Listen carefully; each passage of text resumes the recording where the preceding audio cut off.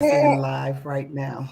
So, welcome. I am super excited to have some of my faves on with me tonight um, as we get ready to talk about a serious topic.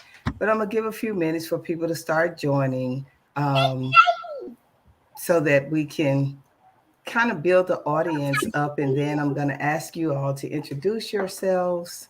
I'm gonna pop over to Facebook to make sure that it is showing live.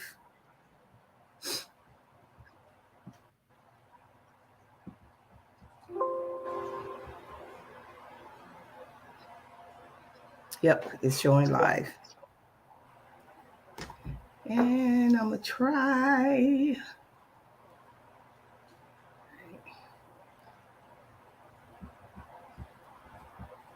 I'm checking to see if I can add Instagram.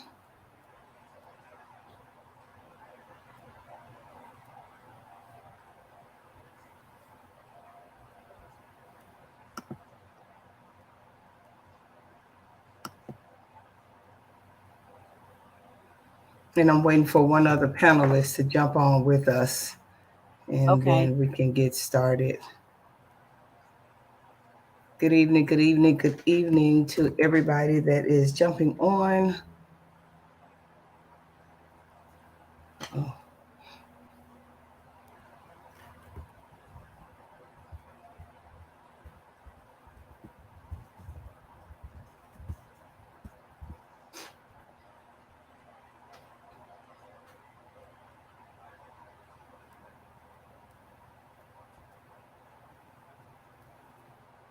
okay. I'm waiting to see if I can get them on, but I'm trying to see if I can tell how many people have joined. StreamYard is still pretty new for me. Um, and pretty new for me. Okay. And I'm still trying to figure out Instagram because I know we got followers over there. But anyway, y'all know I don't wait a whole long time for people to join because one, I want to say thank you all so very much. This was so last minute. Like literally, when y'all got the text, I was like, we're going live tonight. Let me see who's going to be available. Y'all know how we do. Um, but the topic is very serious. And the reason why I chose the panelists that I chose is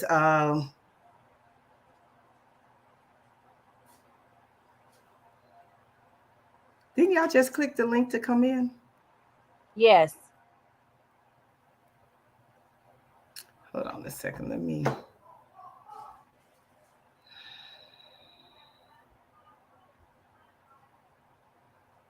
send the invite to somebody again real quick and make sure he can get in. Because even though I created an account, I didn't. I mean, it didn't go there. I just clicked the link that you sent.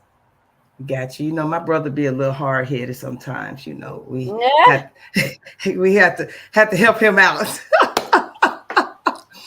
But now that we got the panelists here, please share on you all's pages going live. Scott, unfortunately, I thought I was going to be able to do Instagram, but I hadn't figured it out using this. So we're going to do what we got to do.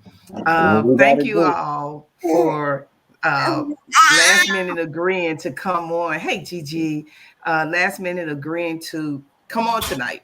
I know I shot that text out at 9 something this morning. It's like, yo, can we do this at 7 o'clock? It's been bothersome for me. And then I'm going to come back and introduce you all. It's been bothersome for me with so many different things in the world that is plaguing and causing actual divisiveness between children and parents, and then them against mental health. So I wanted us to really just, dive into that tonight. So I'm Marcia Blaine. I'm your host, your licensed professional counselor, the authentic life coach, and motivational speaker and author. I'm hosting tonight with my good friend, Dr. Meredith Smith, my good brother, H. Scott Gordon, and my oldest baby girl, Tamisa Brooks Matthews. So I'm going to give them a few moments and allow them to introduce themselves. And then we're going to start just diving in it. All right, Meredith, we'll start with you. Hi, I am Dr. Meredith Smith. Did I you roll am your a eyes? CASA court appointed special advocate, training super, training supervisor. I was a court appointed special advocate guarding ad litem for kids in foster care for 8 years before I start training individuals to advocate for children. Nice. What you I got, was once Scott? in the school Oh, system go ahead. I'm sorry. as instructional. I'm sorry, No, Mimi. We got a little I lag was in the school going. system as an support. Okay, we stopped or no? No, I'm still listening. We had a little lag going in because you broke up a little bit. So Oh, keep going, please. okay. You were in Is the that school better? system? Yeah. I was just gonna say yes, as instructional support specialist before I switched over to a CASA training supervisor Okay. All for right. Clayton And County Scott. Juvenile Court. Okay. All right. And I'm going to come back to that so you can explain to people what that actually is. Scott, introduce yourself for me. yes, ma'am. My name is H. Scott Gordon. I'm a licensed professional counselor in the state of Georgia. I'm the owner and CEO of a safe space group practice, um, where we help people fall in love with themselves. We provide social emotional learning to different school districts, and I am the Batman to Marcia's Robin. We went through grad school together, we interned together, and we practiced therapy together. So I'm honored to be here. Yes, yes, yes. And my big baby. Go take it off mute. I know you're trying to hide the baby I, cooing. I am Tamisa Matthews. I am the senior reading advisor, or one of the senior reading advisors for Memphis Shelby County Schools in Memphis, Tennessee. This is my 5th year in the role as senior reading advisor. Prior to that, I was a special education teacher for Shelby County Schools. This is my 12th year in education. And you can see why I was on mute, because I'm probably not going to get anything out with children. That's okay. Those are my grandbabies, just so in the for people room that don't know, those are my grandbabies. And so one of the reasons why I brought this panel together is all three of you all have backgrounds in education, especially school children education, and then the advocacy, and then counseling and things of that nature. I don't want us to get tunneled or funneled into just the school system, because I do want to address things like these older children, 19, 20 years old, the teenagers and things of that nature, because I'm seeing a lot of people battling against Generation X and the Z generation and the millennials and everybody pointing fingers of what's wrong. The thing that triggered this conversation tonight for me was it Tamisa 2 weeks ago now, where the young man in Memphis went on a shooting spree and was videotaping himself live on Facebook and Instagram, just randomly killing people. And everybody started talking about mental health. He had no formal diagnosis, not sure if he even went to therapy, didn't get that part of history. But I want to kind of start there. What are you all's thoughts about children who you've worked with that have some concerns, disruptive behavior, maybe some neglect and negligence that's going on in their households? How does that come out when you're working with them? What are you all seeing with children? Well, it's different sides of the spectrum. So there are 2 different sides of the spectrum. And when I say that, it depends on the parent. A lot of times, it depends on the parent's mindset. You have some children who show you from an early age that they have, to be honest, the tendency to be a sociopath, or the tendency to go on a violent rampage, and their parent may think that you're picking on them, or they may not feel that anything is wrong with their child. We have a lot of children in the area that I serve that their parent does not put the child on the medicine. And if they do get on their medicine, they don't take it consistently. And then on the other end of the spectrum, you have children who the parent wants help and needs help, but sometimes they've waited too late. Like if you allow your child, you have to really, what I try to tell people is you have to make sure, if your child is 3, 4, 5, there's certain things you can't let your child do. You have to set boundaries with your children. So if you don't set boundaries with your 3, 4, and 5-year-old, and you think certain things are cute, like when they hit you or when they curse you out, then when they get to be 10, 11, 12, guess what they're going to do? They're going to curse you out. You know, and then it's not cute anymore, but then the level of respect is gone. So it just depends. I see both sides of the spectrum. I had a young lady today, a little girl today. She's 11, and she was sitting in the office this morning. I was asking her, "Why are you sitting in the office?" And she was like, "Well, my mama said I'm not supposed to be at school today." So I'm like, "Why are you not supposed to be at school?" Now she has a siblings that's Gia's age, and she said, "Well, my mama said I got to go back home and watch my brother." Wow. So, you know, it just, you know, it's a lot that the children go through. I tell people all the time, it's a lot of trauma that our children are facing that, you know, you don't know. A lot of people, what people don't know about the young man who, I actually know someone who used to teach him.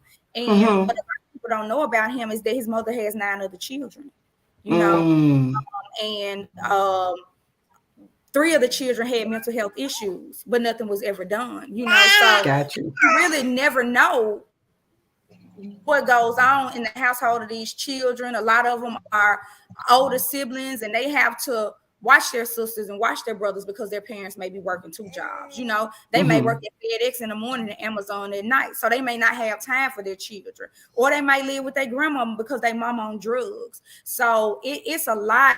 It's a lot that plays into the mental health of children and why they are the way they are, and they have a lot of trauma. Yeah.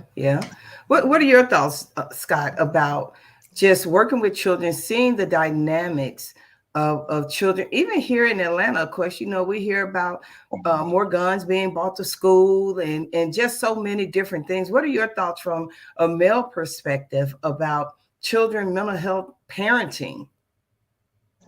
Well, I've seen it from 3 different levels, because as a former educator, I taught 4th, 5th grade, middle school, and high school for almost 20 years before I got into therapy. So I saw it in that lens as a school teacher. Then my first assignment after I graduated was doing wraparound services at schools.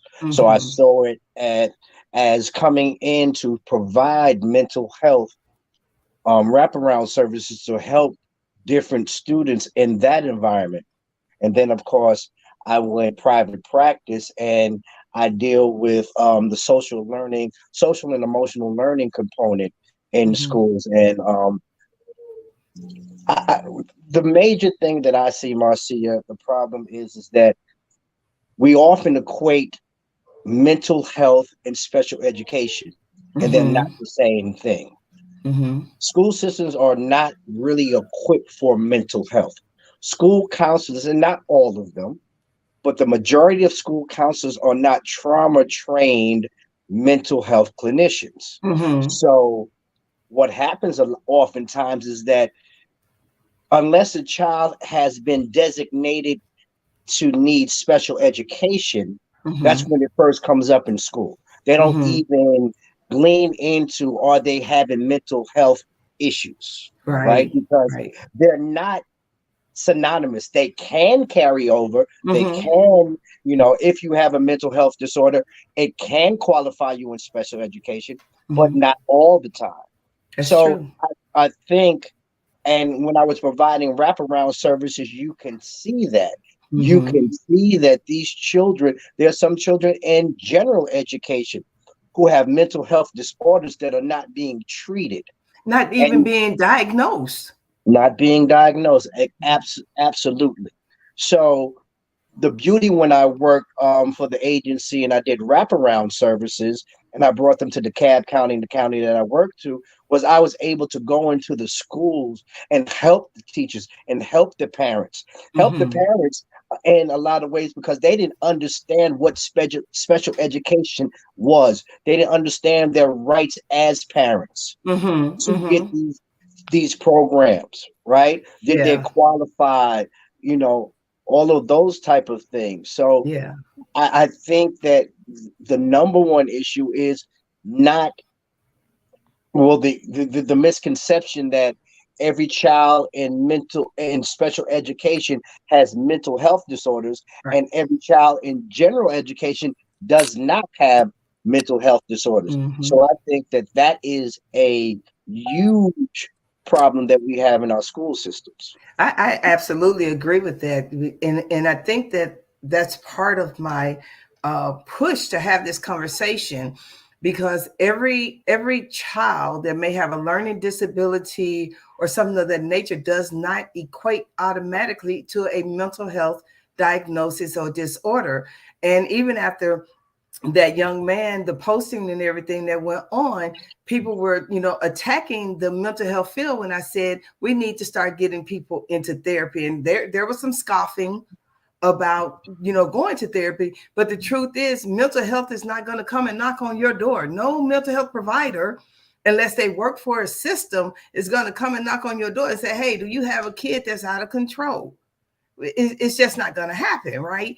And so when we began to think about that, how do we begin to equip? And then there was a comment that I'm going to chime in on. Meredith, I know you missed quite a bit of the conversation, so I'm going to come back to you. As a child care advocate in the system, meaning you're working with children that have experienced abuse, have been removed from the home, trying to reunify them with the home, what are some things that you are seeing that will help parents to be encouraged about getting their kids some help, having real conversations to help them? The parents, Uh-huh. to be honest, most of the parents that I've dealt with, they haven't done what they needed to do to get their kids back. Okay. So all of the kids that I've dealt with, except for one family,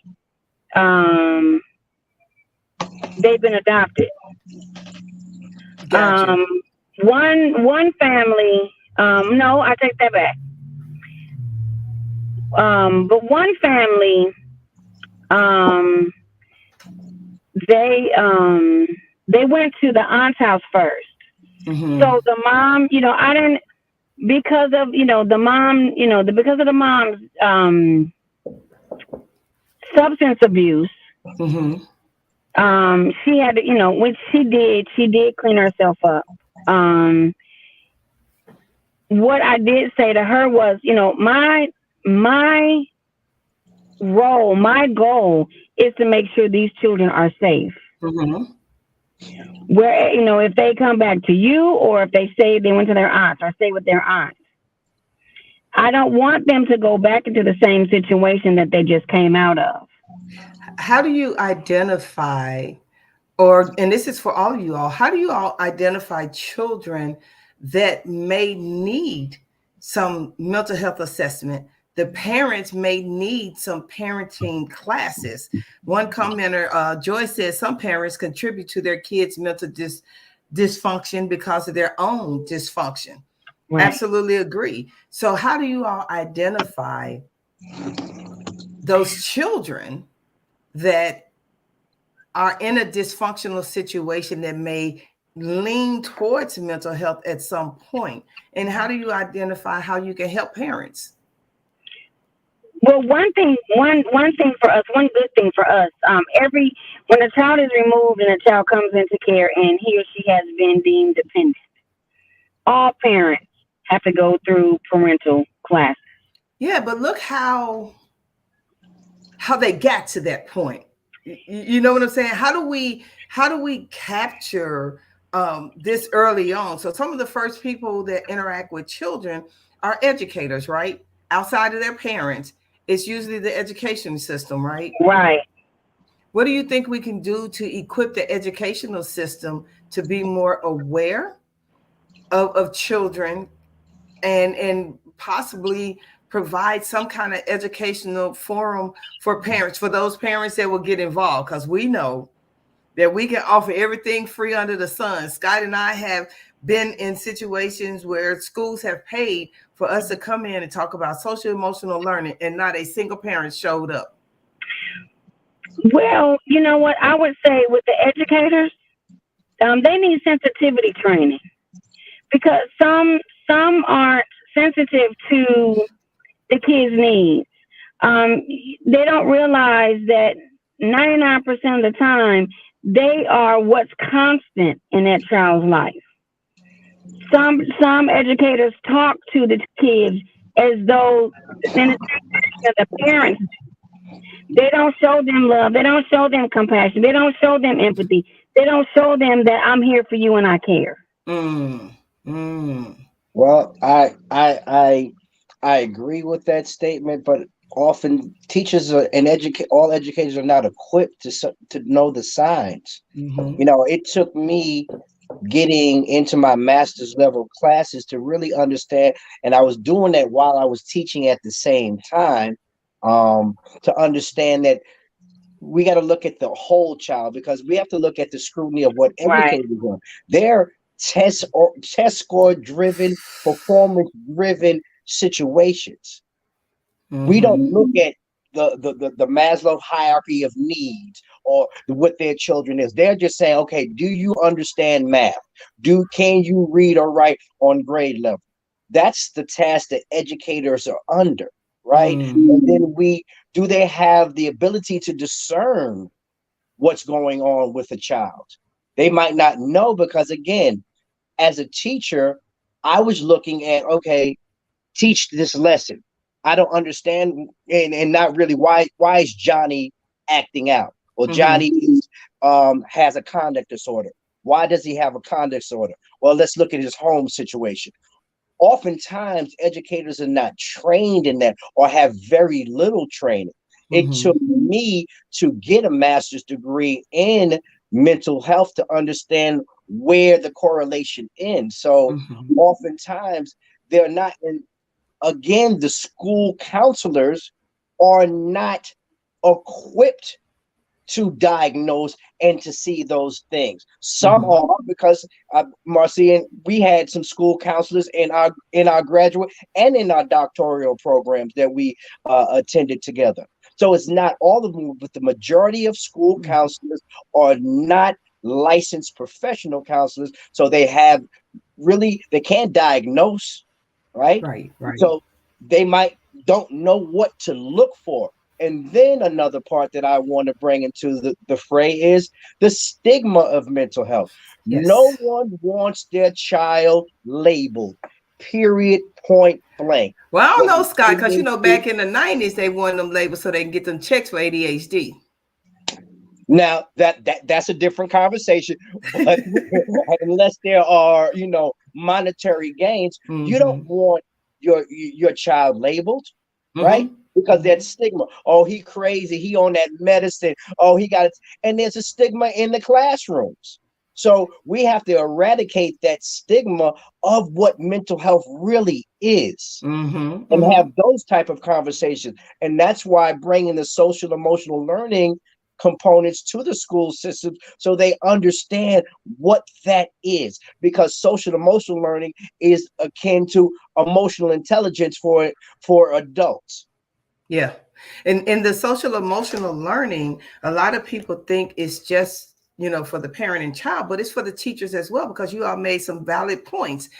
if I am not equipped, say for example, I'm Generation X, the three of us are Generation X, and Tamisa is right there at that border of X and No, millennial. ma'am. No, ma'am. I'm a baby boomer. You're a boomer. Oh, that's baby right. boomer. I forgot. I I am a forgot, boomer. bro. You're a boomer. But and so With my old ass. with your old ass, right?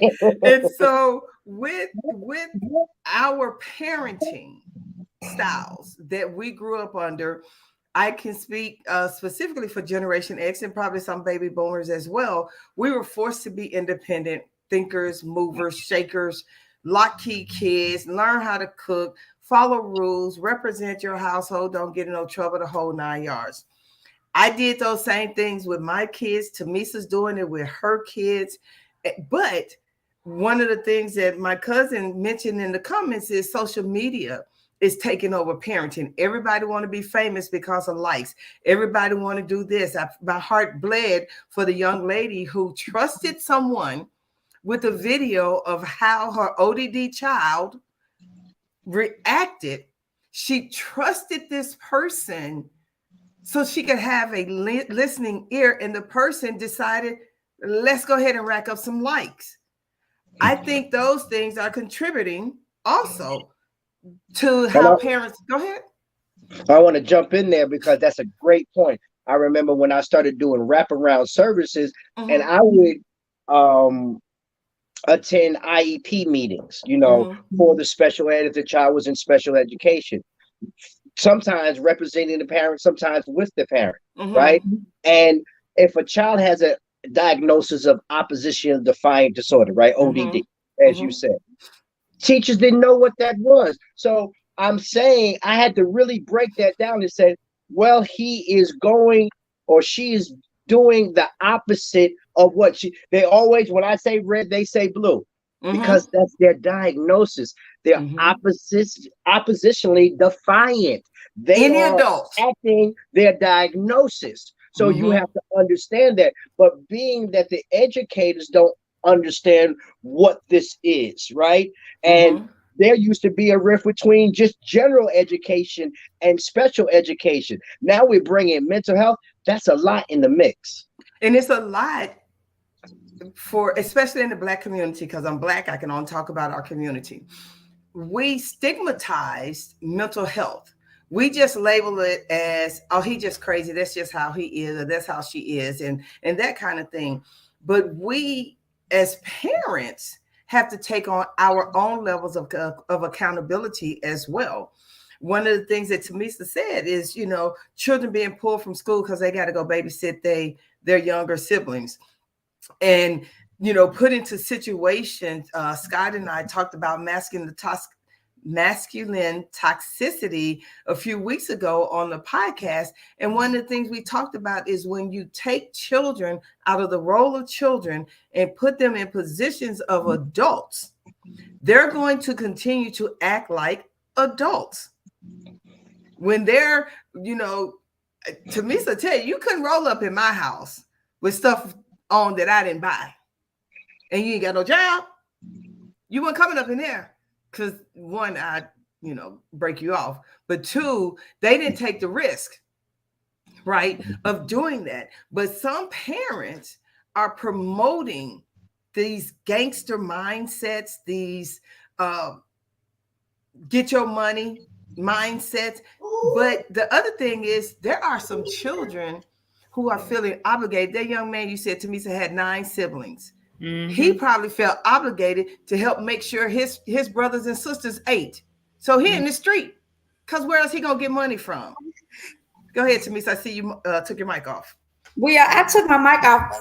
It's a lot. It's a lot of things, but I encourage any parent out there, especially if you have a child between the ages of 8 and I'm saying 8. I want to say 6, but between go to 6, 8 and 18, I really encourage you to look through their phone, look through their social media. A lot of parents think their children don't have social media, but I had to call a parent the other day because I got a fake Instagram page to keep up with the kids, and one of the 4th graders was sleeping in class. You know, she sleep in class a lot. So, you know, I'm just scrolling through my little fake Instagram, and it said 8 hours ago, whatever the time was, it ended up being 7 o'clock in the morning. She was on Instagram smoking a blunt on her story. How old? 4th grade. 4th 10, grade. 9, 10 years old. So that's like Skylar Naya age. But that's why she was sleepy. So when I called her daddy said she don't have an Instagram. So I said, yes, she does. And when he got up to the school, I showed it to him because I had screen recorded it, because by that time it was the next day and it was gone. So I screen recorded it to show it to him. But a lot of these parents are not even aware that their children have social media. That's number one. Number two, if you are a parent and you have a child between the ages of 6 and 18, they don't need to close them doors in your house. You know why? Because they're getting on Pornhub, they're getting on all of these porn sites, they're seeing things that they don't need to see. You know, back in the day, you had to look at a VHS tape that you had to steal from your mama or somewhere else to sneak and try to watch a little piece of peen. You know, and by the time you put it in a VHS tape, you probably seen your mama coming up the driveway. So guess what? You got to rewind and try to put it back before they come. Now, everything is right in their face. So they are not even being children, you know, and a lot of the things that I talk to children about is the basics of the brain. And when they come in, then they in their little amygdala, they can't function. They prefrontal cortex can't none of that function if they're in their amygdala. So exactly. You know, you have to really know how to talk to children and talk them down. And Scott made a great point. It's a lot of teachers that do not know, you know, how to even get a child out of their amygdala. Like if a child is upset and they come to your classroom upset, a lot of teachers, he got an attitude, I ain't finna deal with him. But you don't even know what that baby went through before he came to school this morning. His mama cussed him out and told him, get out my MF car, I got to go to work. Or his mama said, I don't care what you put on. Or sometimes they shoes have holes in them. They got a haircut by their mama and their haircut not right. It's a lot of things that these children go through. And like he said, teachers are not equipped to say, what's wrong, baby? You know, or to get them out of their amygdala, you know, when they upset. Well, how old are you? Well, what you like? You like dinosaurs? Well, what you eat? You know, they deal with so much, and we need counselors and people in the school that are trained to deal with these children, because like he said, teachers don't know. They don't know. They don't know. But that's not what they were educated to understand anyway. Right? And so part of the systemic issue is, and I ain't knocking social workers, I'm really not. They got a job to do. But as a licensed professional counselor, I know that as much as I would not want to work in a school, I know that it's vital to have licensed professional counselors in the school, because we can get to that. What happened? Tell me what happened to you. Yeah. Tell me, you know what I'm saying? We can get to that. We can let them understand or help them to understand how to express their feelings. If you're going into a classroom and your folder is already marked bad kid, guess what? Every grade you go to, that's all they're seeing is bad kid. Yep. And the thing that your daughter so eloquently talked about, the lizard brain, the amygdala, is that all of that is your primary needs. For people who don't know what the amygdala is, it's your primary need. It's the smallest part of your brain. It's your first brain. Yeah. And it develops, you know, over time, you know, until your frontal cortex and all of that. So in layman's terms, it's just like I talked about Maslow's hierarchy of needs. It's the lowest form. I need to feel safe. I need to be fed. I need to be, all of those things are essential. I have a great friend, a principal, Marcia, you know, we presented at Mark Brain School, E.L. Miller, and he understands that before anything, because you cannot engage any type of learning, which is frontal cortex, any type of learning, until your basic necessity needs. Am I hungry? Do I feel safe? Did I sleep? Fully, you know, did I sleep? And all of these. So going back to the portion of social emotional learning, I know educators have a lot. My wife is an educator. I am a former educator. So I have nothing but love for teachers, but I know that they're overwhelmed. But that's why I and my company, A Safe Space, want to come into the schools, not just to teach the children, but teach the teachers on how to identify, and when we talk about what's the tenets, I can't even think of the tenets right now of the 5 tenets of social emotional learning. Hold on, I got you. I'll pull it up. Keep talking. No, and that's a shame because we do this, but we got so much other stuff going on. So when we talk about when we talk about the self-awareness, self-management, social awareness, relationship skills, and responsible decision making, those are the core to get our children thinking. One of the things that I tell all of my parents, because when you teach a child early, use your words, because when at that early stage they are able to express themselves, so they are aware of who they are as a person, where they aware of the social area around them. So I think those are the biggest problems that we have. The silencing of the voice is to me one of the most traumatic things that a parent can do to a child. But a lot of times, and because I hate, and I even as a kid, I hated that statement, be seen and not heard. What you're doing is telling people they don't have a voice. Or don't you question me. Don't you question me. Do as I say, not as I do. All of the, or you can't ask questions or the worst one, because I said so. Yeah. And but you're giving them an example. You're telling kids through your yelling and screaming to stop yelling and screaming.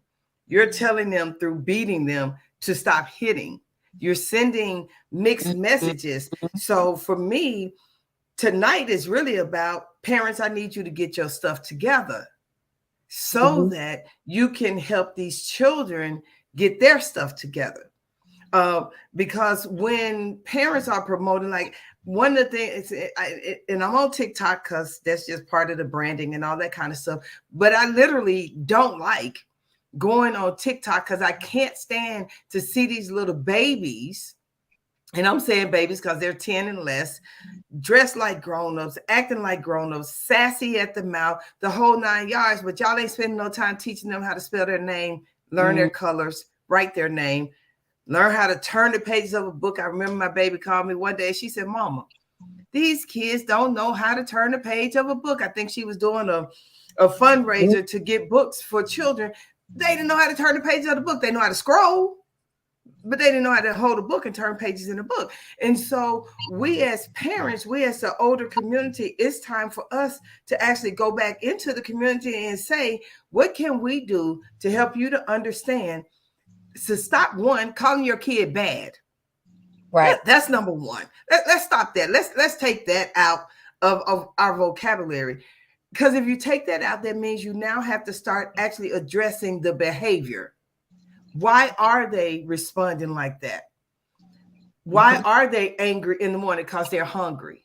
They had no sleep. Or you cuss them out in the carpool line just before they get out of the car. So why they come in? Because they have already been traumatized for getting out the car at 6:45, 7 o'clock in the morning. Parents, I remember an incident like that. Oh yeah. When Jasmine was in pre-K, she had spent the night with her dad, and Jasmine's like, "I want my mama," and he just went in. And so the school called me because they know that I kept certain things I needed to know. The school called me. Well, I got there before he got off the campus. And I said, let me tell you something. I'm gonna be clean right here. But like I told him, I said, you don't send children to school upset because they can't learn the rest of the day. It's not possible Mm-hmm. because look at us as adults. When we get pissed off at our jobs, what happens? We shut down. What We do you shut expect a down. child to do? The How do you same. expect a child to respond when y'all yelling at them and screaming at them and going in on them, but then won't take accountability? Yeah. If someone like me, because I'm notorious for going in the store and seeing you cussing your kid out and me interrupting, saying, so what's it going to be like when I cuss you out? Well, see, he just needs to know what you need to do is remember that you one lay down and had sex and had this kid.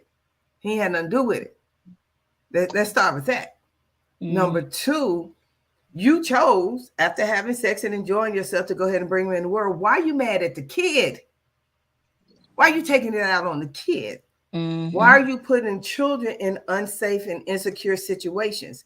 All children are going to learn the same. Tamisa tell you, I got 2 daughters and a son, and God knows, I don't know who household my son was raised in because he totally different from the girls. Totally different from the girls. He Leave that listen, boy Don't alone. do that. Don't do that. Leave well, that you know boy I love alone. him. Y'all know I love him. Don't Y'all do know him. me spoiled. Don't But do y'all him. know I don't know what house he was raised in either, but don't do him. Don't. But one thing I want to bring up, ladies, is, and this is controversial, uh-huh. and I'm gonna give a little story. Then I want to ask you your opinion. So, I was at one of my schools, speaking to the principal, waiting to speak to the principal, and I came in the door, and little Johnny, let's call him little Johnny, was already. It's 8:00, 8:30 in the morning. He already over there just had, and I looked at him, and I was like, what's man, little man, in the secretary, or like, all right. So I left it alone, right? So I guess his mother was called, and she came in to get him, and Johnny's demeanor just changed. He was up and jovial and ready, yeah. And then his mother made the statement, I don't know why, because they said that I should have spanked and whooped him, but I didn't whoop him. And and I'm saying to myself, okay, but understanding this in discipline and parents, we're going to really get into it. Understand the importance of discipline, where corporal punishment is essential, because it's essential. And after a certain point, it's not effective. If it's not at between the first 2 or 3 years, if they have not been introduced to corporal punishment, after that, it's null and void. And I'll get into that a little later. But it's even the mentality that little Johnny knew exactly what he did want to do. He didn't want to be in school, right? He wanted to be home with his mother. So he knew who let him do whatever, whenever, and however. Behind, he would go home. You see, we different. My niece over there, if they called your mama to come to school to get you, is you laughing? Is you joking? Or is you scared to damn? You go ahead and tell them. First of all, you go ahead and tell them. First of all, if they call my mama, I'm crying while they dialing the number. Let's start do you remember when they called me and I flew into Freight?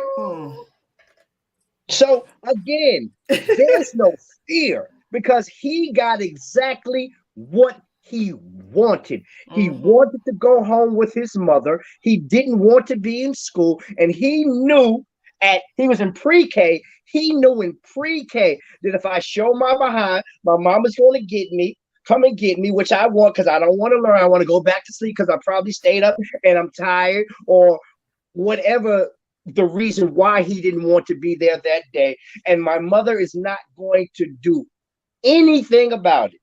Anything. So why? So please interject. Well, okay, so I'm going to interject because I had the same issue. My oldest son is Down syndrome. So he was a handful when he was in school. Well, I'll say high school. I'll say high school. So and he would show out. He'd run out the room. Run out the classroom, run out the school, all that. I mean, set it off in the classroom. Well, and they would say, well, Ezra, if you get up and go to your seat, I'll give you this. Well, Ezra, if you get up, and do your work, I'll give you this. Well, Ezra, if you stop running out, Ezra, if you behave, Ezra, and they would give him stuff. So what do you did? Ezra would show out so he can get whatever he wanted. And so I had to tell his teachers, stop. That's not what we do at home. So he's acting out so he can get whatever treat it is that you have for him that day. See, again, though, that's a great point. But see, there's a difference between positive, negative reinforcement and positive, negative punishment.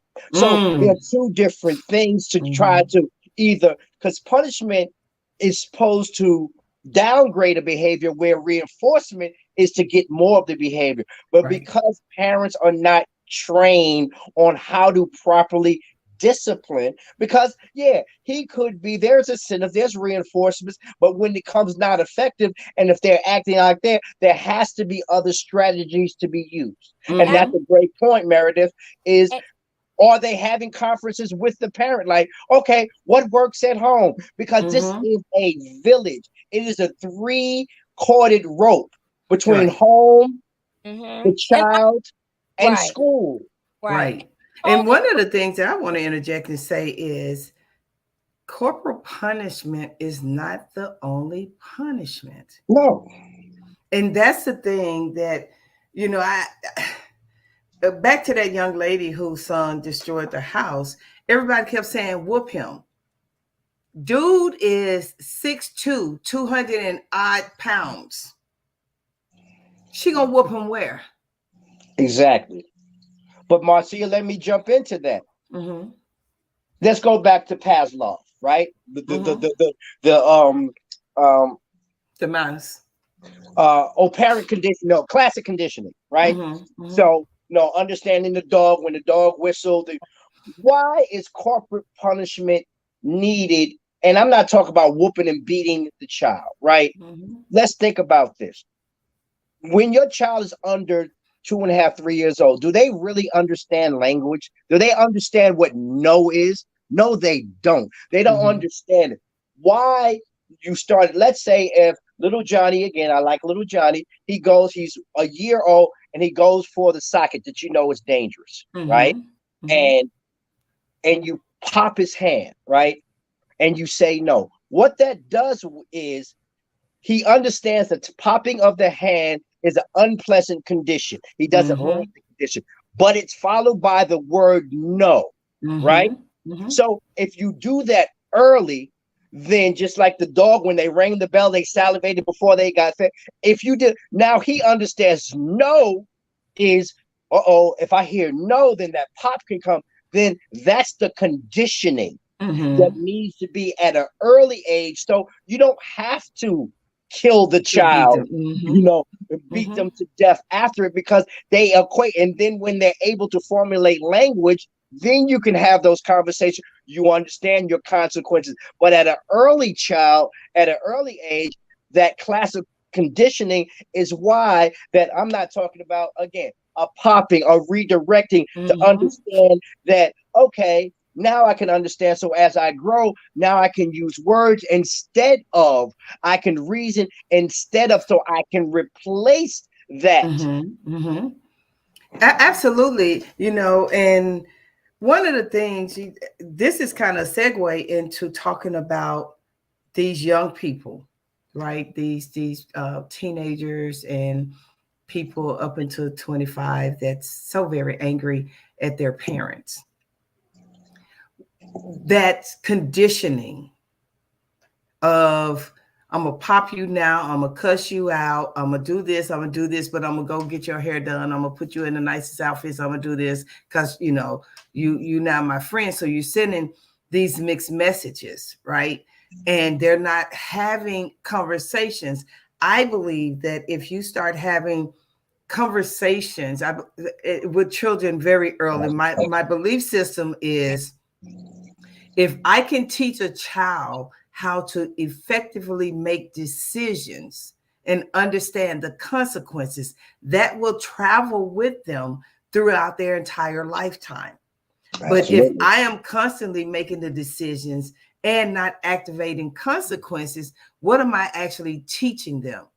I am teaching them that it's okay to go check out those porn sites early. It's okay to be on social media and be half dressed in the whole 9 yards. It's okay to chase the likes. It's okay to chase the hearts and all that kind of stuff.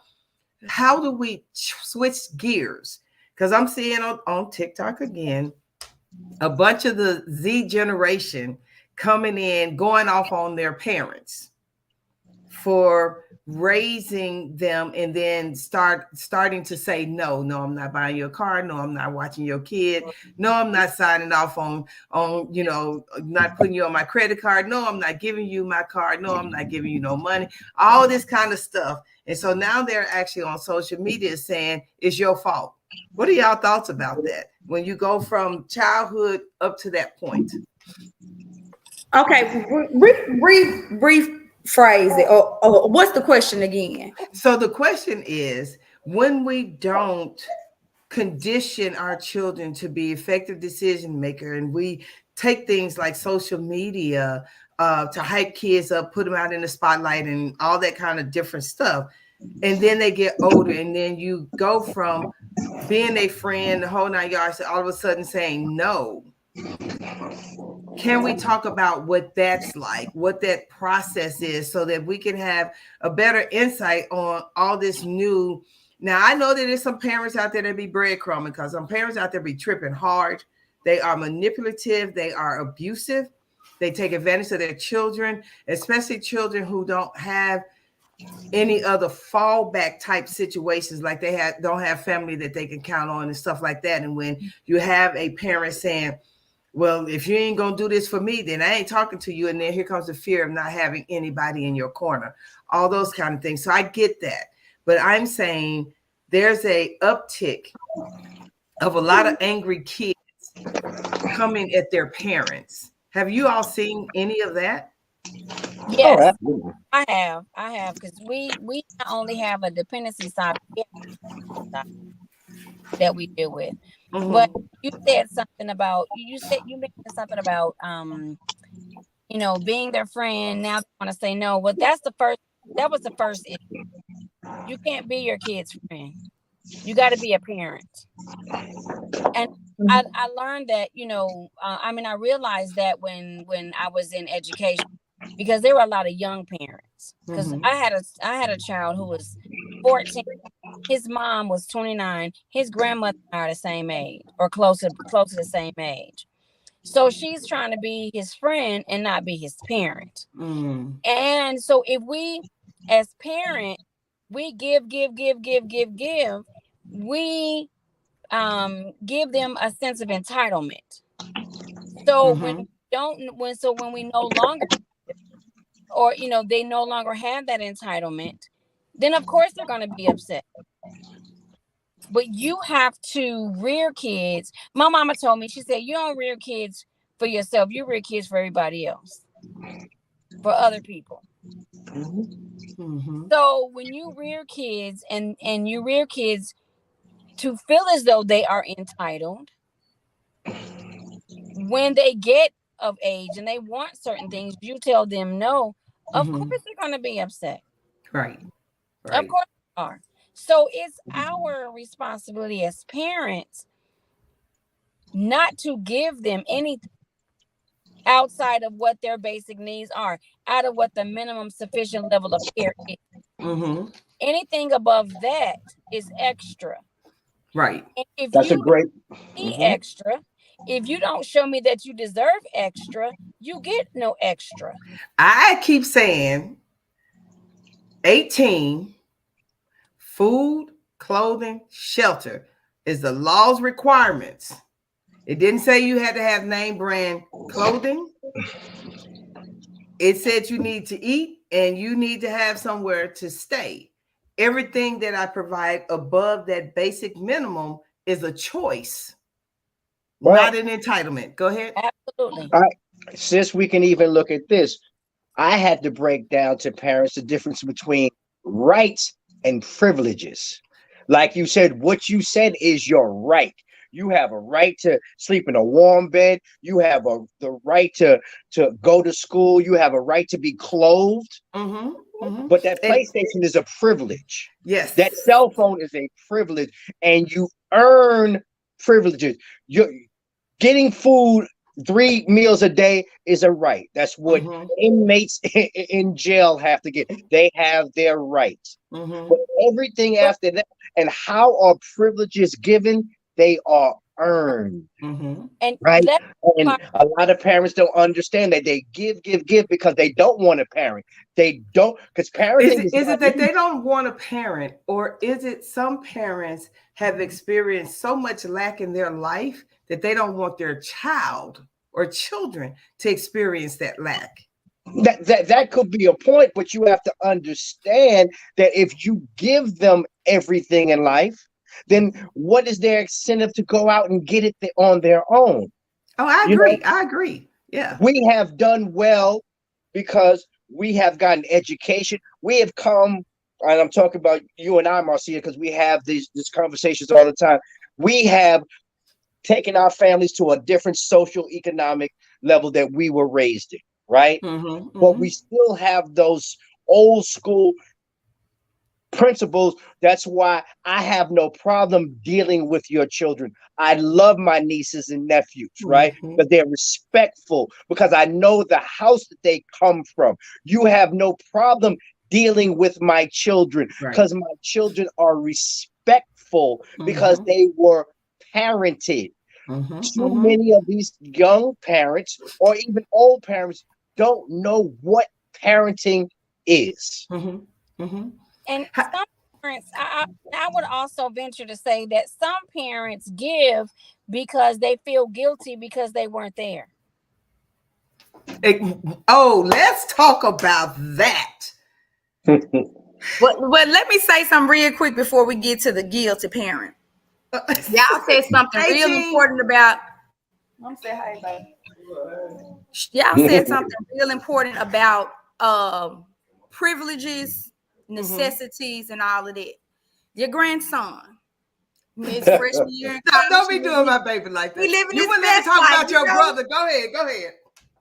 He living his best life, you know. So he's on the meal plan because he's staying on campus, but he is an authorized user on my Amex.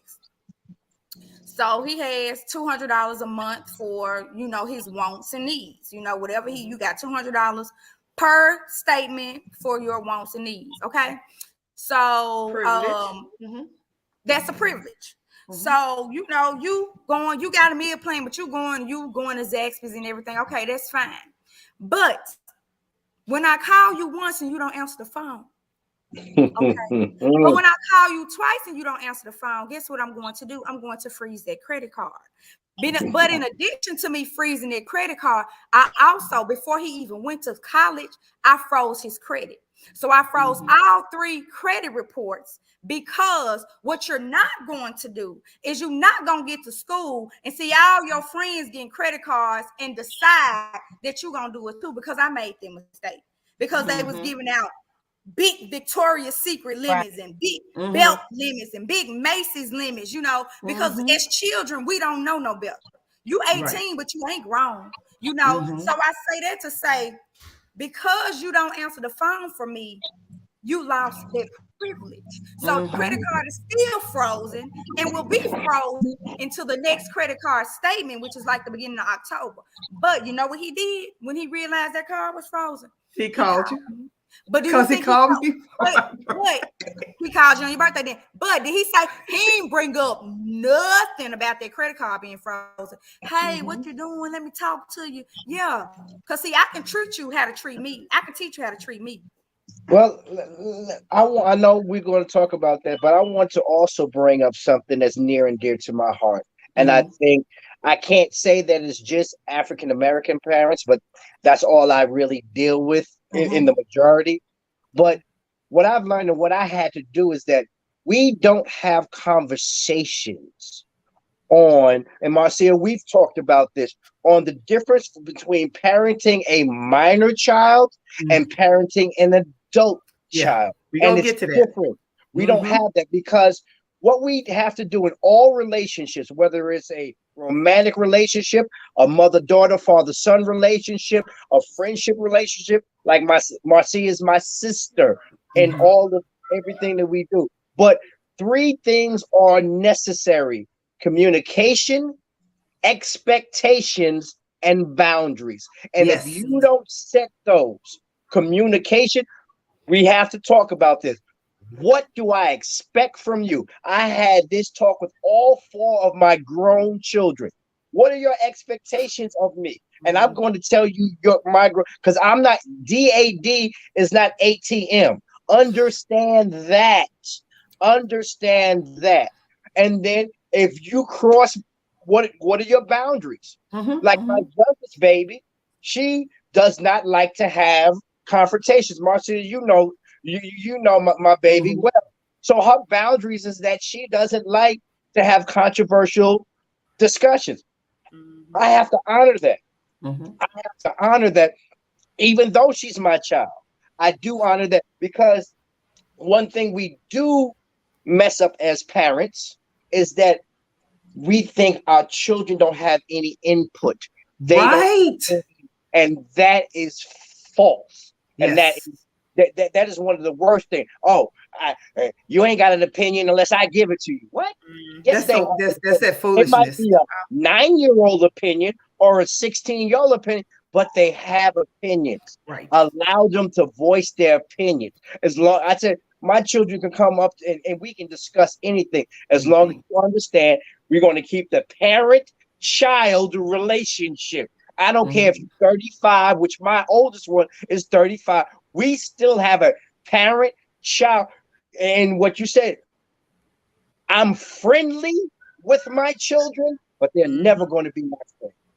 And see, I'm friendly with my kids. I love the relationship that I have with my children. That doesn't mean that there weren't some challenges when they were teenagers. They were smelling themselves, trying to figure some things out. I stayed the course, and my boundaries and my expectations, that part never swayed. It also didn't sway in that whole guilt, especially coming from a single parent position, because yes, I made a choice to have sex or have a baby in the whole 9 yards, but I didn't do it by myself. I did make a choice to stay and stick into life with you. And for that, I'm going to honor you, and I'm going to honor myself as well as a parent. And I'm going to do what I need to do to help make you a productive citizen. What I'm not going to do is allow a kid to browbeat me or manipulate my thoughts because I'm a single parent. I'm the one here. So you don't get to manipulate me or make me feel bad, or if I tell you no, or any of those different things. There is a balance and a structure. I believe that everyone should be able to have a conversation at the table, whether you're 4 years old or 75 years old. I believe you need to have a conversation at the table. But I also believe that at that table, it needs to be a table of respect, boundaries, and expectations, because without that, you're not going to be able to hear what the other person is trying to say. What's your thought, Tamisa? No, I agree with it. I agree with everything that you're saying. I agree with everything that you're saying. It's absolutely right. And it goes back to what you said about the guilt and what Ms. Mimi was about to say about the guilt. When people feel guilty, they let their children get away with a lot because they want to give. And even when you are a person who didn't have growing up, you get your child and you want to give because you want them to have everything that you didn't have. But it comes to a point where they may feel entitled. And sometimes you have to, because me and RJ had a conversation, because I asked him, what did me and your daddy tell you? Like, what was the main thing your daddy said when we called you? He said, well, my daddy said I gotta answer the phone. Because when I told Rico about it, he's talking about I'll just turn the phone off. I'm like, no, don't turn his phone off, because he need his phone. We'll he need his phone, but there are other ways around it. So I think a lot of times but not that I felt guilty, because I had a really good, we were in a really good Great co-parenting co-parenting space, but I think with RJ growing up, he got beat a lot when he was little. And then as he got older, he didn't need whoopings as much. I'm so proud of my baby, because, we don't talk about how good your child can be. But although I have a good child, and although he's off in college, sometimes he does feel entitled, because there were a lot of times, especially when I first started teaching and getting a little money, where I was just giving, because I wanted to fill a void that I had. It wasn't necessarily Rico, because his daddy was there, he has a great father, what I'm saying? So his daddy was always there. We weren't in the same household, but he was always there. But it was me mentally wanting to give him everything I didn't have, give him the love I didn't. Oh, let me kiss him, let me do this, let me, share my space with him that I gave. So now that he's older, I have to have a lot of conversations with him about, now this doesn't have to be like this, because technically you grown. You're not grown, but you grown. You 18. So anything I do is because A, I love you. B, I want to see you successful, and C, you're my child. But don't get it twisted, because I don't have to do it. So but I think like I was saying, it's the guilt. Even when you have a 2-parent household, you want to just love, because even with Grayson, I try to love on him and hug on him, and I baby him and coddle him too much, and Jen have to tell me he a boy. Stop coddling him, stop babying him.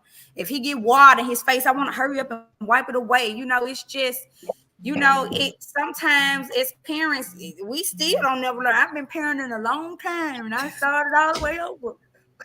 And I still got a lot to learn, And it is. That's what I want children and these young adults to understand.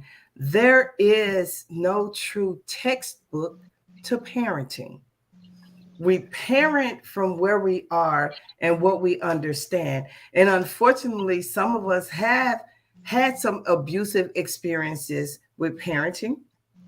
My mother was a corporal punisher. Honey, she'll beat the tar out of you and feed you in the same breath, right?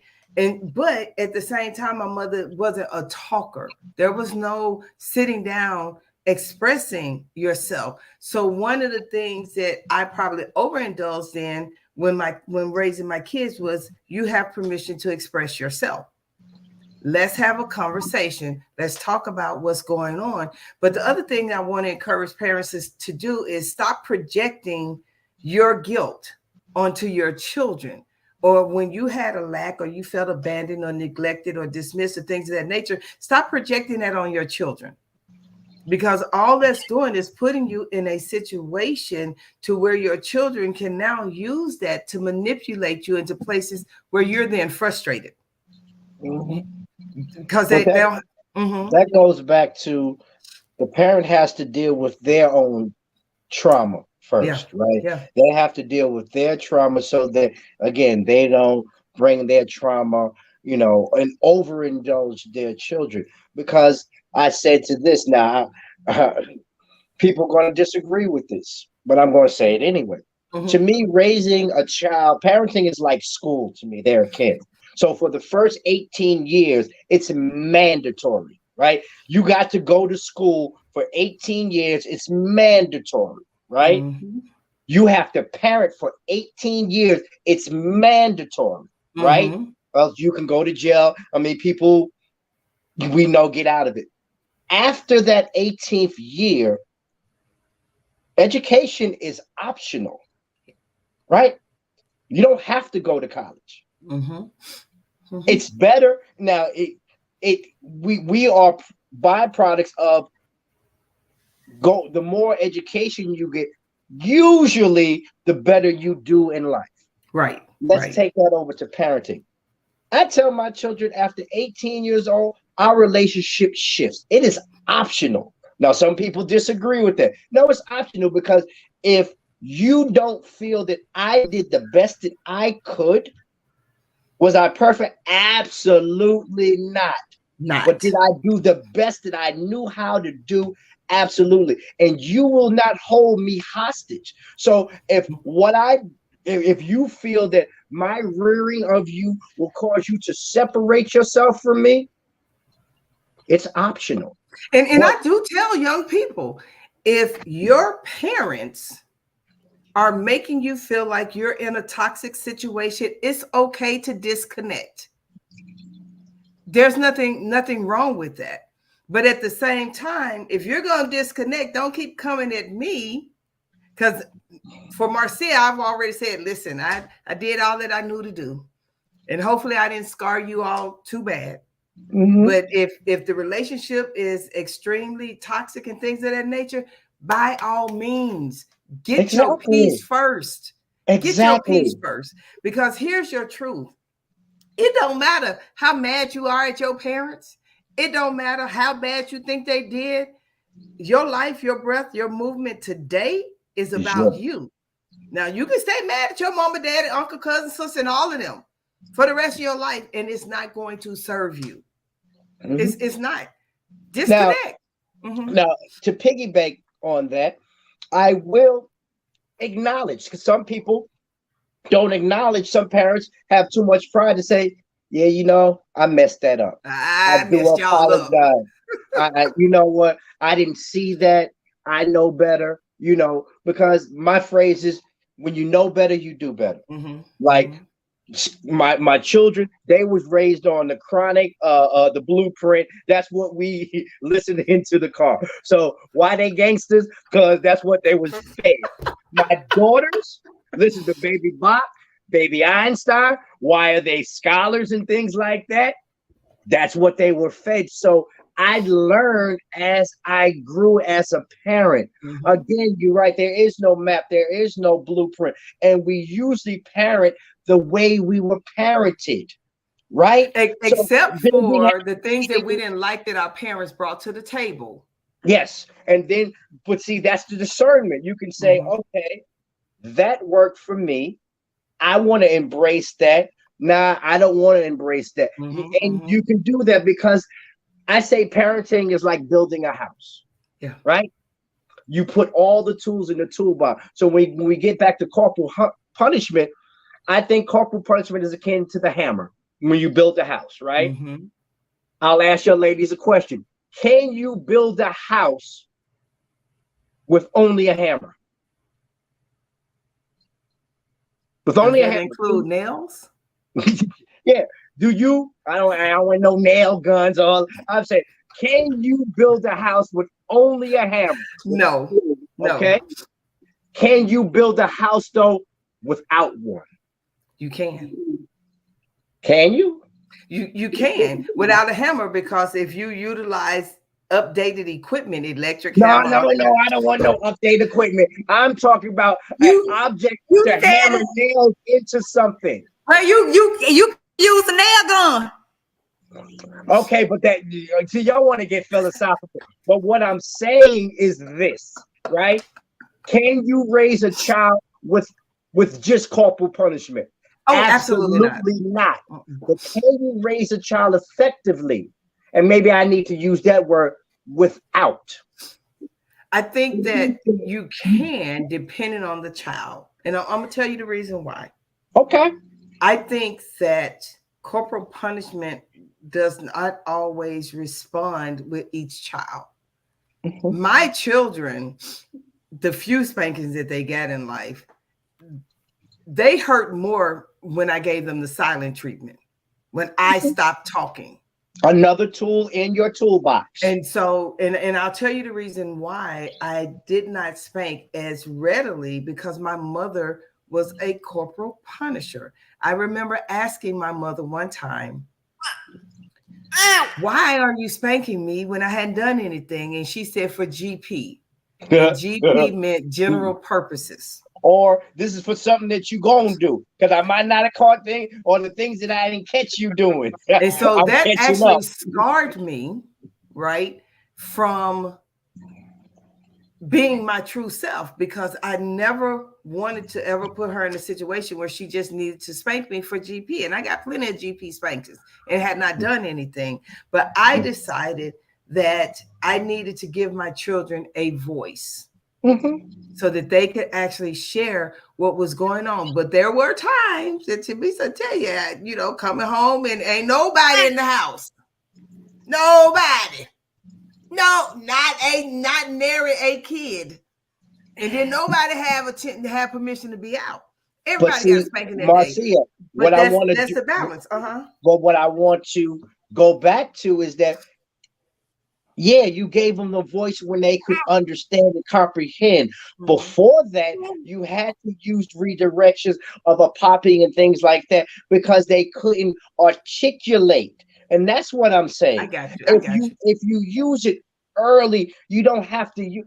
I don't remember really having to spank my daughter. I think Kelly's last spanking was like in first grade.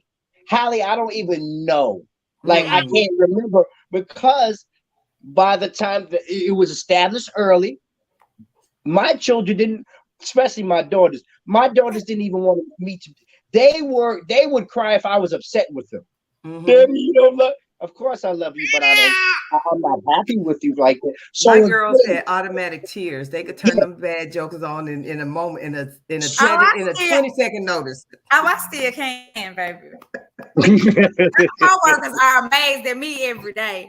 I still can. I can when the kids come in there and they be fake tears, I fake right along with them, and they'll stop crying and look at me like she crazy. Yeah, I'm crazy. Just we crazy together. But some people be like, I don't want to whoop my kids. That's fine. That's fine that you don't want to whoop your kids. If you don't want to whoop your kids, that's good. But if your kid getting in trouble and they got a cell phone, or your kid getting in trouble and they got a game, or your kid getting in trouble and they get to ride their bike outside, then so what is the solution, ladies? How do we help? How do we help as therapists, as advocates, court advocates, as educators? How do we help?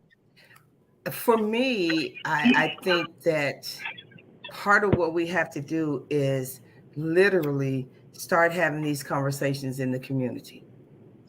But we have to spark the interest of the community and even community leaders. I challenged someone with that a couple of weeks ago when it was all talk about, but therapy ain't gonna work and all that kind of stuff. Well, no, therapy does work. The problem is if you're not engaged within your community, because most kids don't see a Black therapist. They've seen white therapists and it just didn't work with them because it wasn't a connection there. But therapy can work. Therapy does work. But you have to be in a position to want to do something to change the community. We got to remove these stigmas. Personally, I think we need to remove the influence of social media, period. Because social media, like my cousin said, is raising children. It is garnering unwanted attention because, like my daughter said, children have access to apps that the parents don't know that they have access to, right? And because they have access to those apps and the parents, now this is Marcia. Y'all can chime in on this. Tamisa said, stop letting your children be behind closed doors. I am not that parent that will say, you got all these rights in my house and I got to knock on your door before I come in and I got to get your permission to use your phone. No, I don't. I don't, because here's what I know is things like innocent games like Roblox, grown men are getting into those games and sending messages, some threatening to these children. If your child is being threatened and too afraid to tell you, how do you know what's going on? Right. So there ain't no locked codes that I can't get. There's no locked doors that I can't get into. Not in my house. You do whatever you want to do in your own house. But in my house, I'm still going to have access to all of that because one, it's my job to protect you. Two, you don't know it. Three, I've been through some things in my life that's going to help you to understand. So getting community involvement would be one of the first things that I would say. What about you all? Well, I would say, getting back to educators, and then I'll go to advocates for a minute. And let me preface, there I go looking for me and other people. So let me say that. In the education system, yes, we are not, we're not trained. We haven't been taught, how to diagnose and, how to, find out what's going on with a child or how to, help a child. No, we have not been trained yet. However, when you are with a child 5 days a week, at some point you can tell when something is wrong. Absolutely. You can tell, maybe they're not having such a good day, or you can tell when they're happy, or whatever the case may be. So for me, my students were always comfortable to come talk to me. Or if I asked them what's wrong, they would tell me what's wrong. I don't have any. I'm not trained, to be a therapist. However, it's my nurturing spirit that has come forth for these kids. Some educators don't even want to be bothered, and I think Batman said earlier. They said, they have an attitude, and I don't want to be bothered, and that's a lot of teachers' attitudes. They don't want to be bothered. But then that's where I would step in, and I would say, you know what? Come here. What's the matter? Talk to me. Tell me what's wrong. They would say nothing. I say, you can't say nothing, and you're crying. What's the matter? Come talk to me. But they don't know what to say. They don't know what's the matter. They don't know how to express their emotions because they've been told to shut up and be quiet. Well, you know what? Some of them do. Yeah. I guess I just have that. That's why I said there I go looking for me and other people. I just have that. You have that rapport, gift. Meredith. I do have that rapport, and I have that gift. And they trust you. And that's what even sometimes some parents absolutely they don't even have that rapport with their children. But see, I take that time with them. I take an interest in all the kids, even the kids I don't service. Because I knew that you make a conscious choice, though. You become intentional. Absolutely, absolutely. Because all teachers don't know how to do that. But here's the thing that I found. There are some teachers that don't even do that with their own children in their home. Exactly. And that's true. But see, I had to realize that my gift there was a little different than everybody else's. It is. Because some teachers are working for that little bitty paycheck because they don't get paid enough. To me, as educators, they don't. But they're there because they started as a passion, but then they realized the institutionalization of education won't allow them to fulfill. Right. Absolutely. I'm gonna even take it even further there. And this is what I've told teachers. I said, a teacher who doesn't like children is like a doctor who doesn't like blood. Why are you going into a profession?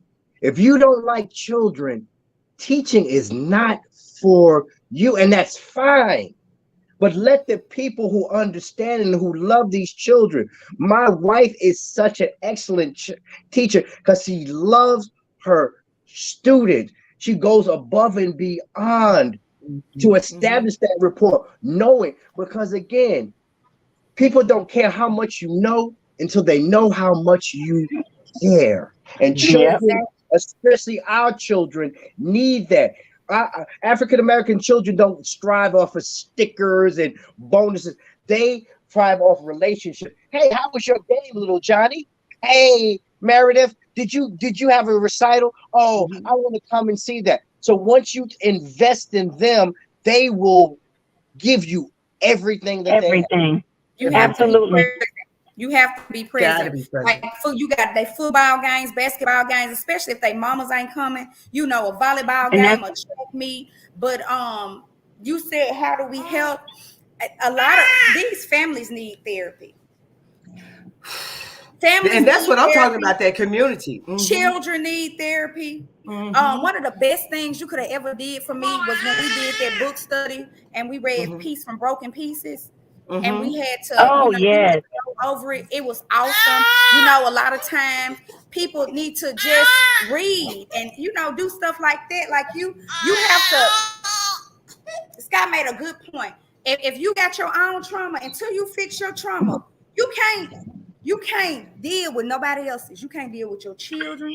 You can't deal with your mamas. You can't deal with your friends. You can't deal with nobody's. You have to fix your trauma and whatever in your life caused my you niece to be the way you are. You got to fix that, because if you don't fix that, it's going to trickle down with that. Children. But you know what? You got to like you enough to fix it. Self-love. You better go, sis. If you don't like you, how do you expect other people to like you? If you don't understand this, let's go a little further. You cannot define a relationship with anyone else until you define the relationship with yourself. Exactly. You know, one of my potential volunteers, she asked me, I just got finished teaching on trauma, childhood trauma. And then they did we did the ACEs study, and they did an ACEs assessment on themselves. So she asked me, she said, well, you know, does therapy really help? I said, it does help if you want it. I said, but if you don't want it, then no one can help you. And so she said, but does it really help? I said, it does help. I said, let me tell you something. I said, I have a sister who's a therapist. I said, and I think she's the best. I said, but I am a little biased. And she said, where is she located? I said, she's located in Henry County. But I told them, I said, it only helps to those who want help. I said, if you don't want it, then it's null and void. You're wasting your time and your therapist's time. Exactly. And if you come to me, you don't get long to waste my time, because there's too many people that want to come to therapy and go to work. Right. Therapy does help. You know, part of what, and I'm glad that you all are using the ACEs. For those that are listening or that will listen through the replay, the ACEs is actually a trauma assessment for us to identify how your childhood trauma impacts your current life, right? Because usually the behaviors that we see, and this is going to be my therapy push for a moment. Usually the behaviors that we see in our young people and even our older people are associated with trauma that was never addressed. Trauma doesn't have to always be sexual or physical trauma. Trauma could be something as simple as the silencing of a voice. That silencing of a voice could be dismissive, demeaning, degrading. It could make you feel like there's no value or validity in who you are. So trauma is not always those harsh things, you know, that we talk about. We have to address trauma from where it is. One of the things I always ask my clients is, who stole your voice? How old were you when your voice was stolen? What do you want to do to get it back? That's when excellent. You can put yourself in a position to understand that your voice was robbed very early, that took away your validation. It took away your self-worth. It took away your personal accountability. It took away your belongingness need, right? It took away your security. And so when that stolen voice is robbed from you and nobody else is trying to give you a voice, here comes the predators. Yep. Here comes the social situations like social media and things like that. Here comes that behavioral, response of being disrespectful and things of that nature, because the only way that you could get attention was out of disrespect because your voice was silenced. You don't have to keep carrying that burden of the silent voice. You can actually talk about it. There are paid, trained people that are going to help you if you choose to show up and do the work. We're not working harder than you are in therapy, but we will give you the tools to get your life back and get empowered. It's so vital, especially in the Black community. One of the things I know a lot of people talk about Lizzo and all that kind of stuff, but one of the things that she has helped people do was to get a voice back and be okay with them. Bottom line, when it's all said and done, you can look at her size, you can knock her, you can do whatever, but if you can get someone that is learning to give themselves a voice and then helping you to get a voice, then they're moving in a positive direction. That's what we actually need in the community. We need people in the community to get those voices back. One thing, Marcia, excellent point. And I just did an assessment an hour before I came on, a young lady. And I do the ACE, the Adverse Childhood Experience. And we went over emotional, physical, sexual, and she checked none. But then she said, well, my parents lied to me and said somebody was my father that wasn't. What would that be considered? I said, trauma. That's emotional abuse. That is emotional abuse. So we don't, because in the African American community, we normalize trauma. One of the favorite scenes that I love to talk about trauma is Boys in the Hood. Yeah. Right. And when the little boys go, so you won't see a dead body, and they go through the dead body, and they're like, because it's normalized. This happens every day. My man Cameron, when he was in Paid in Full, he said, niggas get shot every day, B. You know what I'm saying? Like, we normalize fathers not being present in there. We normalize the things that are traumatic to these children because we're in such a survival mentality that we don't know how to live because all we know how to do is survive. So we normalize traumatic experiences. That's why they don't think anything is wrong with them until we dig deeper in our questioning as licensed professional counselors to uproot that. Because the young lady was like, I didn't think that was emotionally abusive. Yes, being lied to is emotional abuse. Exactly. Because it's manipulation. It's manipulation, period. And a lot of people won't see it like that, but it was just a little like, no, you want me to be truthful, but you get to manipulate and lie your way out of a situation. How does that work? It is impacting because, again, I liken that to you robbed my voice. You robbed me of my opportunity to say yes or no for myself. And when that is taken, children fight. They scrap, they claw, they climb to try to get to a place where they belong. I had a client to say to me today, she said, sometimes I feel like it's me against the world and nobody really understands. These young people, and Tamisa said it best, these young people are experiencing some things we didn't have to face. Absolutely. We have to decide that we need to go into the community. We have to decide to start putting some panels out there, encouraging parents to come, attending the same way that you attend workshops for hair, makeup, and all that kind of stuff. Same way we'll run out there and go to different situations and stuff like that. Why aren't we running towards the positive? Why aren't we putting money into events in our community that bring people in to educate them, to understanding? Joyce said it best. Some parents don't know how to parent because they weren't parented well. Absolutely. Well, if we have the tools to help you begin to parent better, why not show up? I'm going to say this again. Personally, Marcia don't go to people's houses to do therapy. Scott does. Marcia does not. But I can tell you there isn't a single therapist that is on their own, going in the community, knocking on doors, saying, do you have somebody here that has some mental health concerns? Not gonna happen. Not when 17% of therapists are Black. It's not enough of us to do that. You have to take on levels of accountability. You have to desire to want your children to experience something better than what you did. But you also have to desire to want a better life for yourself. So with that, y'all hit me with your closing remarks, because woo, yeah.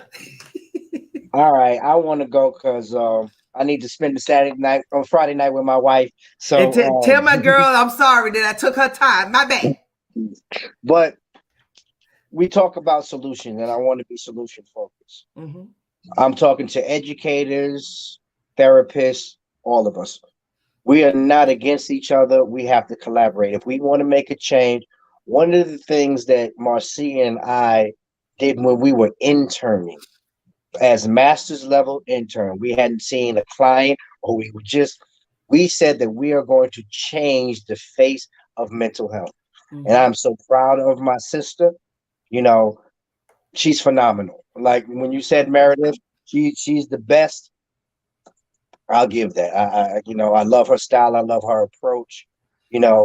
But and there's no but, and because but nullified, but what we need to do is we need to come together in our communities. Teachers, love those children. You might be the only warning sign at first, right? You might be there. Take the time to understand what's going on. If you can say, and it might not be, because it doesn't have to qualify as special education to be a mental health concern, right? That's the first thing, right? And then administrators, give those teachers the latitude to be able to bring those things. They can refer in those things, right? We have to work as a unit.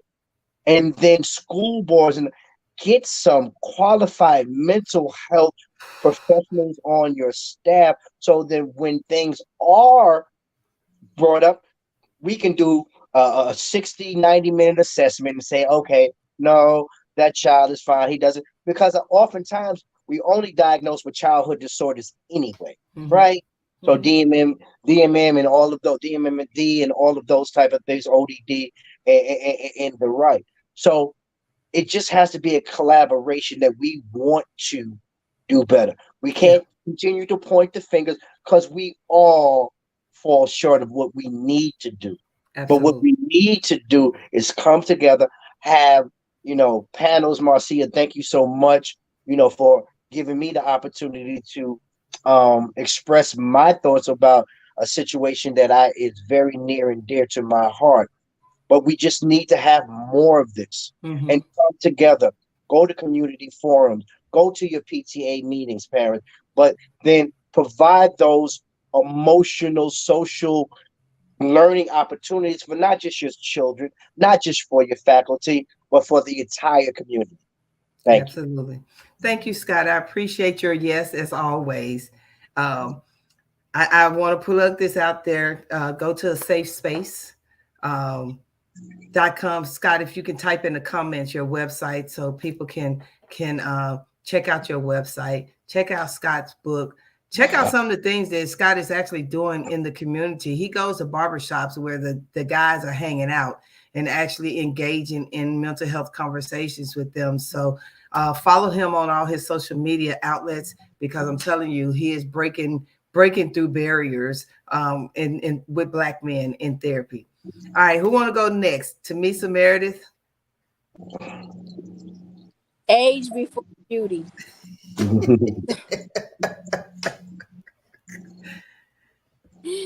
So I want to thank you as well for the opportunity. And Batman, if you are Batman to her Robin, you can't be too far behind. Exactly. And you're awesome. But I want to thank you for the opportunity. I take advocacy seriously when it comes to kids, when it comes to making sure that they're safe and that, they are placed, that they have a place quickly, because foster care is not a place for a child to be. If going back to their parents, not where they be. If that's not a safe space for them, then so be it. Mm-hmm. But where do we start? We start with ourselves. Yes. We have to determine what we are willing to do, how far we are willing to go, how passionate we are about what we're doing, so we can do what it is that we are called to do effectively. Exactly. And we do need to reach out to the community. As far as parents, I don't know, because some parents just don't care. Mm-hmm. Their priorities are different Mm-hmm. than a parent should be. I guess I'll say, like they had a scare at Lovejoy High School yesterday. Yeah. Parents were everywhere getting their kids, but where were you when they had parent teacher conference? Where were you when they had open house? Where were you when they had curriculum night? Mm-hmm. Now you want to get them safe, I get it. But where were you when their educational needs were lacking? Mm-hmm. So some parents care and you can't make them care. So it's our job to ensure that the kids get what they need and make sure that, the teachers, faculty, whomever, they're educated to help the kids as well. Mm-hmm. Exactly. Exactly. Thank you, Mimi. Thank you so very much. Mimi is my you either gonna love her or you gonna hate her. You can't do both. You gonna love me or you gonna hate me. That's the one rule that she would always say to people. Listen, I can't tell you anything specific, but I can tell you that you're either gonna love Marcia or you're gonna hate Marcia. And when she told me that's how she would tell people about me, I just fell out laughing. I was like, that's so the truth. I don't know what else to say, but thank you for your yes. Music. Either you love it or you hate it. When I first met her, I said, there is no way she and I are going to be friends. No way. But and we're about 15 years in now. Yeah, here we are. Mm-hmm. That's right. 10 toes down. Down, flat. All right, Tamisa, I was about to call you your nickname. I won't do that. Okay, so a couple of things. One, give grace with the same measurement in which you would want to receive grace. That's number one. Give grace and give it to yourself. Yeah, even to yourself. Number two, talk to your children, talk to your nieces, talk to your nephews, talk to your grandchildren. And don't always talk to them as do as I say, not as I do. Just talk to them, build that relationship, because when you build that relationship, they won't be afraid to tell you when something is wrong. Right. And three, love you. Love yourself, because if you can't love yourself, you can't love nobody else, including your kids. Don't be afraid to get therapy, and look at the warning signs of children, because they give you warning signs: closed off, quiet. You can see the signs of children when they're not even there. And for that person who has been saying to themselves or to the rest of the world, I'm going to start this, I'm going to do this, I'm going to do something for children, I'm going to start this for children. This is your confirmation. So listen to that voice in your head and go ahead and start what you were supposed to start years ago. That's been coming up and continuing to come up. This is your confirmation that you're supposed to do that. Okay, you can stop talking now. I'm just saying, I'm done. Because hit dogs holler. Hit dogs holler. I mean, I'm just saying, it's your confirmation. I'm just saying. Well, I want to say to my baby, when I text her, I knew she was at school, and I was like, oh man, I hope she see it. I hope she see it. And then when she said, yeah, of course, I was like, because, she got two little ones, I know, trying to get home from school, getting everything situated. But I know her natural love for educating and creating a safe space within the boundaries of the school is real. I actually, we had a conversation. Was it last week? when I said, all right, we need to bring Gems back on board. And once she gets that back up, I'll make sure that I'm blowing it up on everything. But she does have an empowerment group for girls that we need to get back moving and really building. I want to say thank you to everyone that hung in here for an hour and 45 minutes with us. I know that you walked away with some gems. We can't address it all within an hour, hour and a half. I am asking you all to become actively engaged and involved in your communities.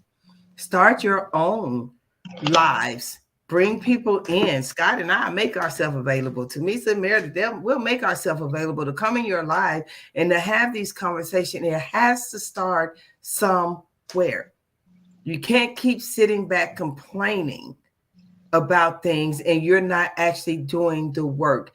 Everybody has to do the work if we're going to under the change in changing parenting, children, and mental health. Thank you all again. If you want to know more information about me, you can always go to marciablaine.com. Check out the website. You can check out the books. You can check out Instagram under Authentically Peculiar. YouTube, I ask you to go out there and like and subscribe. There are gems dropped every day to really help you pull things together. All right. I appreciate all of my panelists. Y'all, you know, I got mad love for you all. Thank you. Thank you. Yes, ma'am. I want to say something real quickly before we end. Come to 1159 Summit so you can be empowered, so you can empower others. That's my girl. So my bad. October 22nd from 10 a.m. to 4 p.m. We will provide lunch and light snacks and different things like that. But it is an empowerment summit. 11:59:59. There is still time, meaning you're at the brink of changing everything about your life in that last millisecond of the moment. Don't hesitate. Come on, join us. Go to marciablaine.com. Go to the store, grab your ticket for $45, and come on, hang out with us. It's always a good thing. Be ready to release some things because we literally will walk to the lake and release those things that have held you in a state of bondage and that is not allowing you to grow. So I hope to see you all there. If you come there because you saw me on the live, pull my coattail and be like, I saw that live and I'm here. I just want you all to know that mental health is real for me.